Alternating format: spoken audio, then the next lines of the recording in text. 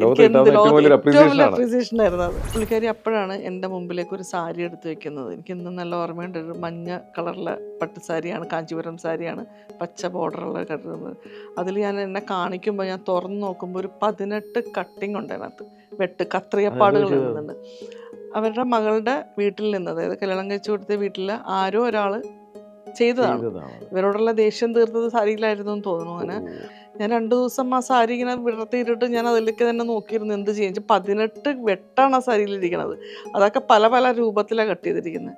അവസാനം ഞാൻ അതിനെ ജോയിൻറ്റ് ചെയ്തെടുക്കാമെന്ന് വിചാരിച്ചു, ഡാൺ ചെയ്തെടുക്കാമെന്ന് വിചാരിച്ചു. അങ്ങനെ കംപ്ലീറ്റ്ലി ഡാൺ ചെയ്ത് കഴിഞ്ഞപ്പോൾ എൻ്റെ മനസ്സിലേക്ക് ഒരു ഡിസൈൻ വന്നു. അങ്ങനെ അത് വെച്ചിട്ട് ഒരു എംബ്രോയ്ഡറി ആണ് നമ്മൾ ചെയ്തത്. പക്ഷെ അന്നത്തെ കാലത്ത് അങ്ങനെ സാരീസിൽ എംബ്രോയ്ഡറി, അത് 2006 കാര്യമാണ് ഞാൻ സംസാരിക്കുന്നത്. ഗ്രീനിൻ്റെ എൻ്റെ പല പല ഷെയ്ഡുകളും അതേപോലെ തന്നെ ജെറിയും കൂടി ഉപയോഗിച്ചിട്ടാണ് അത് ചെയ്ത് കഴിഞ്ഞപ്പോൾ എനിക്ക് തന്നെ ഭയങ്കര സന്തോഷം തോന്നിയത്. ഞാൻ ഒട്ടും എക്സ്പെക്റ്റ് ചെയ്തില്ലായിരുന്നു അങ്ങനത്തെ ഒരു റിസൾട്ട് അതിനകത്ത് വരുമെന്ന്. അപ്പോൾ ഞാനത് തീർന്നു കഴിഞ്ഞപ്പോൾ ഞാൻ വിചാരിച്ചു ചേച്ചിക്ക് കൊണ്ട് കൊടുക്കാം എന്നുള്ള രീതിയിൽ.